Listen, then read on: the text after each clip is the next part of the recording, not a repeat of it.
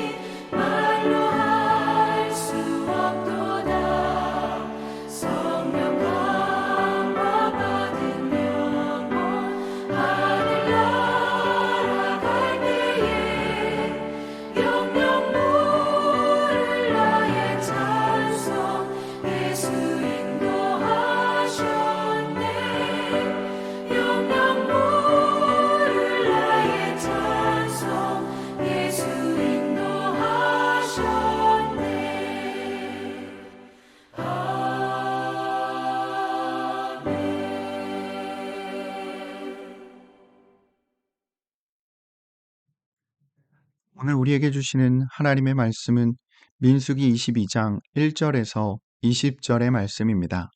민수기 22장 1절에서 20절의 말씀을 봉독하겠습니다.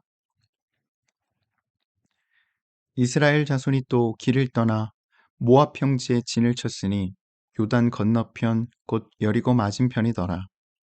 십볼의 아들 발락이 이스라엘이 아모리인에게 행한 모든 일을 보았으므로 모압이 심히 두려워하였으니 이스라엘 백성이 많음으로 말미암아 모압이 이스라엘 자손 때문에 번민하더라. 미디안 장로들에게 이르되 이제 이 무리가 소가 밭의 풀을 뜯어 먹음같이 우리 사방에 있는 것을 다 뜯어 먹으리로다 하니 그때에 십볼의 아들 발락이 모압 왕이었더라. 그가 사신을 부올의 아들 발람의 고향인 강가 부돌에 보내어 발람을 부르게 하여 이르되 보라 한 민족이 애굽에서 나왔는데 그들이 지면에 덮여서 우리 맞은편에 거주하였고 우리보다 강하니 청하건대 와서 나를 위하여 이 백성을 저주하라.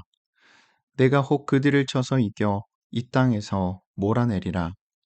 그대가 복을 비는 자는 복을 받고 저주하는 자는 저주를 받을 줄을 내가 알미니라.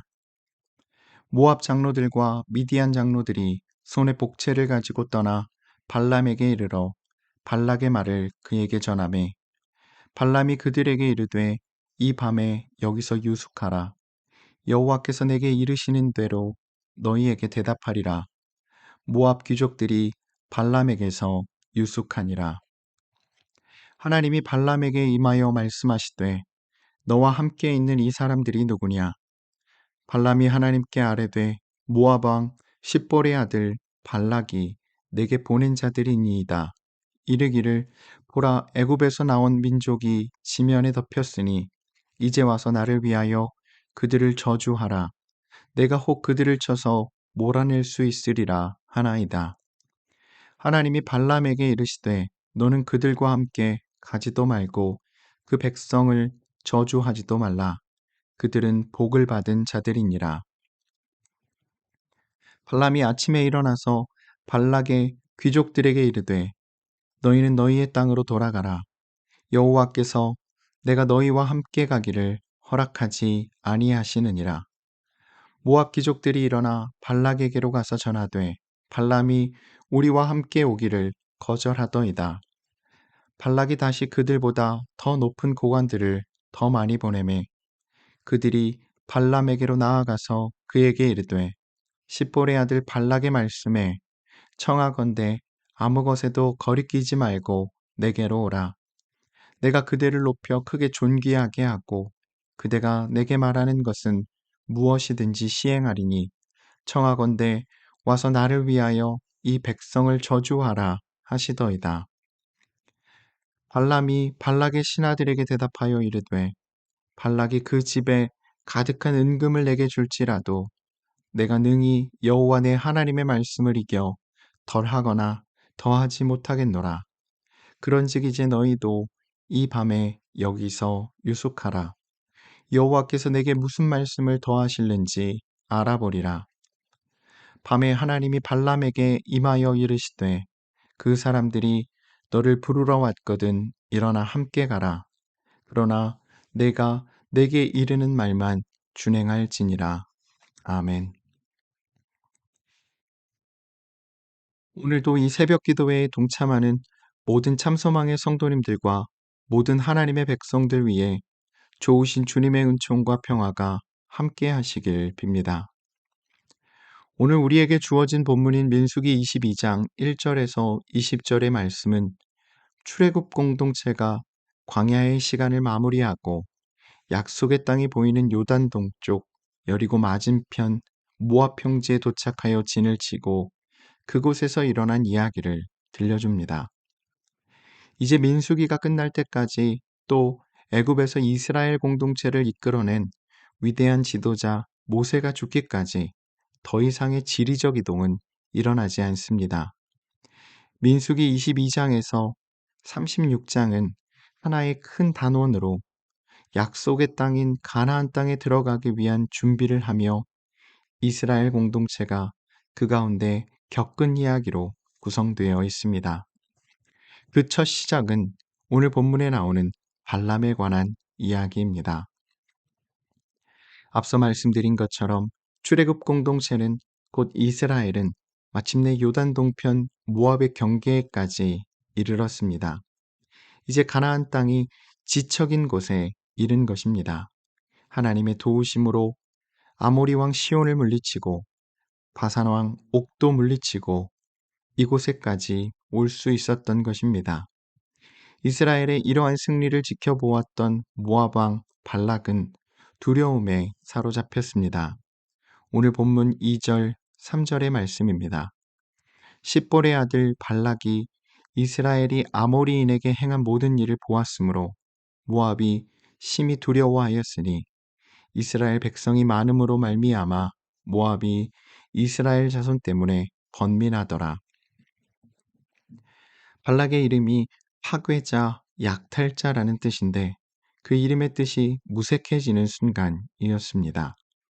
주변의 도움도 기대하기 어려운 상황이었던지 그는 지푸라기라도 잡는 심정으로 메소포타미아 지역에서 가장 유명한 주술사인 발람을 자신에게로 초대합니다. 오늘 본문 5절의 말씀입니다. 그가 사신을 부올의 아들 발람의 고향인 강가 부돌에 보내어 발람을 부르게 하여 이르되, 보라, 한 민족이 애굽에서 나왔는데 그들이 지면에 덮여서 우리 맞은편에 거주하였고, 발락은 자기 힘으로는 불가능하지만 발람이 그들에게 저주를 내리면 이스라엘을 이스라엘을 쫓아낼 수 있겠다는 생각이 들었던가 봅니다. 발락의 수하들이 많은 복채를 가지고 발람에게 찾아갔습니다. 오늘 본문 6절, 7절의 말씀입니다. 우리보다 강하니 청하건대 와서 나를 위하여 이 백성을 저주하라. 내가 혹 그들을 쳐서 이겨 이 땅에서 몰아내리라. 그대가 복을 비는 자는 복을 받고 저주하는 자는 저주를 받을 줄을 내가 알미니라. 모압 장로들과 미디안 장로들이 손에 복채를 가지고 떠나 발람에게 이르러 발락의 말을 그에게 전하매, 그러나 미디안 장로들이 방문한 그날 밤 발람은 하나님의 명령을 듣습니다. 발람은 하나님께서 동행을 허락하지 않으신다며 발락의 초대를 단호히 거절했습니다. 오늘 본문 12절, 13절의 말씀입니다. 하나님이 발람에게 이르시되, 너는 그들과 함께 가지도 말고 그 백성을 저주하지도 말라. 그들은 복을 받은 자들이니라. 발람이 아침에 일어나서 발락의 귀족들에게 이르되, 너희는 너희의 땅으로 돌아가라. 여호와께서 내가 너희와 함께 가기를 허락하지 아니하시느니라. 그러자 발락은 포기하지 않고 더 높은 고관들과 더 후한 보상을 약속하며 발람을 초대하였습니다. 그러자 발람이 이번에는 그의 초대를 받아들입니다. 성경은 하나님이 그들과의 동행을 허락하셨다고 말하고 있지만 다음에 나오는 사건을 보면 이는 발람의 자의적인 선택이었을 가능성이 많습니다. 결국 욕심에 이끌려 가서는 안 될 길을 가게 되었던 것입니다. 저는 오늘 말씀을 보며 야고보서의 한 말씀이 떠올랐습니다. 야고보서에서 야고보는 아주 인상적인 경구로 욕심의 말로를 드러냅니다. 야고보서 1장 15절의 말씀입니다. 욕심이 잉태한즉 죄를 낳고 죄가 장성한즉 사망을 낳느니라. 욕심이란 자기만을 이롭게 하고자 하는 마음입니다. 또 분수에 지나치게 하고자 하는 마음입니다. 사람이 유혹에 넘어가는 것은 다 이 지나침에 대한 욕구 때문입니다. 그 욕심은 물불을 가리지 않기 때문에 죄로 이어지고, 죄는 우리를 꽁꽁 얽어매 영혼의 죽음을 초래하게 됩니다. 문제는 그런 줄 알면서도 그 욕심을 내려놓기가 쉽지 않다는 것입니다. 오늘 본문의 발람 역시 그 욕심을 내려놓지 못했고 결국 가지 말아야 할 길을 따라갔습니다. 이제 우리 스스로에게 질문해 보면 좋겠습니다. 우리는 어떻습니까? 우리는 지금 어디로 향하고 있으며 무엇을 따라가고 있습니까? 우리를 미혹하는 이들의 소리에 혹은 우리의 욕심을 부추기는 소리에 이끌려 살고 있지는 않습니까? 우리는 매 순간마다 이런저런 갈림길 앞에 서곤 합니다. 어느 쪽을 선택하느냐에 따라 우리의 삶의 방향이, 그리고 우리의 인생이 달라집니다. 그렇기에 잘 선택해야 합니다. 그런데 우리는 하나님을 믿는 사람들입니다. 이는 우리의 선택의 기준은 우리의 욕심이 아닌 하나님의 말씀이며 하나님의 뜻이어야 한다는 것입니다. 자신의 욕심을 마치 하나님의 뜻인 양 왜곡하고 생각해서는 안 되는 것입니다. 물론 하나님의 뜻은 구체적인 상황 속에서 모호하게 느껴질 때가 참 많습니다. 하지만 대체적인 지향은 우리 모두 잘 알고 있습니다. 그것이 무엇입니까? 그것은 바로 다른 이들을 유익하게 하는 삶입니다. 나를 세상의 중심으로 삼고 살아가면 결국 악취밖에 남을 것이 없습니다. 하지만 이웃을 또 누군가를 유익하게 하려는 마음으로 살아가면 분명 그리스도의 향기를 바라게 될 것입니다. 물론 우리의 의지와 결단에는 한계가 있습니다. 그렇기에 우리의 의지나 결심이 아니라 하나님의 은혜가, 하나님의 도우심이 필요한 것입니다. 우리는 자주 실패합니다. 하지만 넘어진 자리를 딛고 일어서 또다시 하나님 앞으로 나아가야 합니다. 끊임없이 그렇게 하나님 앞으로 나아가기를 힘쓸 때 우리의 생각이나 마음이 하나님의 뜻과 하나님의 마음으로 점점 더 가까이 가고 기울어지게 될 것입니다. 신앙생활이란 하나님의 마음을 헤아리며 그 마음에 자기 마음을 조율해 가는 과정이라 하겠습니다. 우리 모두가 하나님의 마음이라는 중심에 당도하기 위해 날마다 옛사람의 옷을 벗어버리고 새 사람을 입어 하나님의 뜻을 전심으로 받들며 살아갈 수 있게 되기를 간절히 소망합니다. 아멘. 함께 기도하겠습니다. 사랑의 주님, 오늘도 우리와 함께하여 주심에 감사드립니다. 우리 모두가 날마다 하나님의 나라를 꿈꾸며 살게 하여 주시고 우리가 서 있는 자리가 어디이든 우리의 삶의 형편이 어떠하든 늘 하나님을 기억하며 하나님 안에 거하며 언제나 어디서나 그리스도인답게 살아가도록 우리를 인도하여 주시옵소서. 하나님, 우리가 허망한 열정과 욕망을 위해 살지 않게 하여 주시고 예수님의 심정으로 세상을 바라보고 예수님을 통해 우리의 이웃을 보며 하나님의 마음이 가는 곳에 우리의 마음이 함께 가도록 우리를 인도하여 주시옵소서.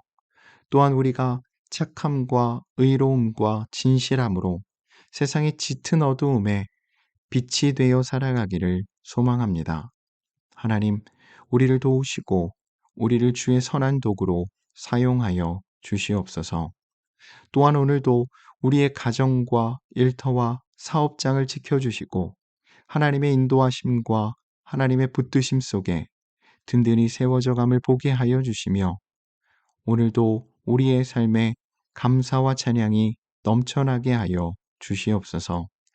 감사드리며 우리 주님 예수 그리스도의 이름으로 간절히 기도드립니다. 아멘.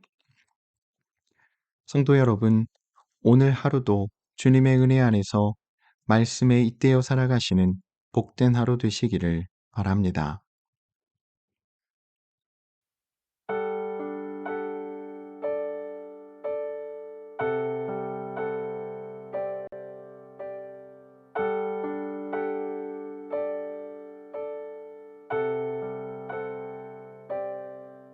주가 보이신 생명의 길, 나 주님과 함께 상한 마음을 들이며 주님 앞에 나가리.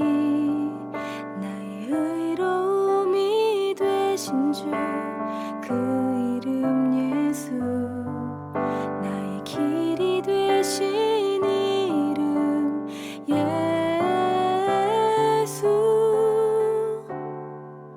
나의 길 오직 그가 하시나니 나를 단련하신 후에 내가 정금같이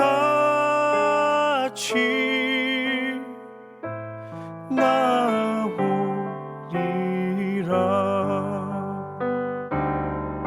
주가 보이신 생명의 길, 나 주님과 함께 상한 마음을 들이며 주님 앞에 나가리.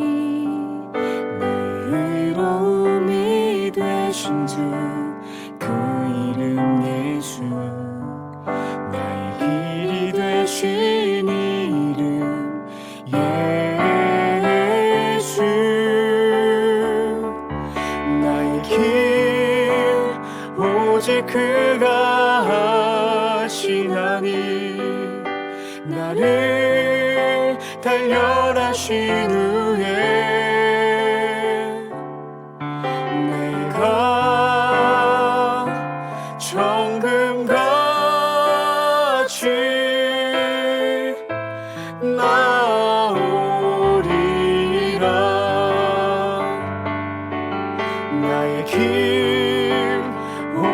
그가 하시나니 나를 단련하신 후에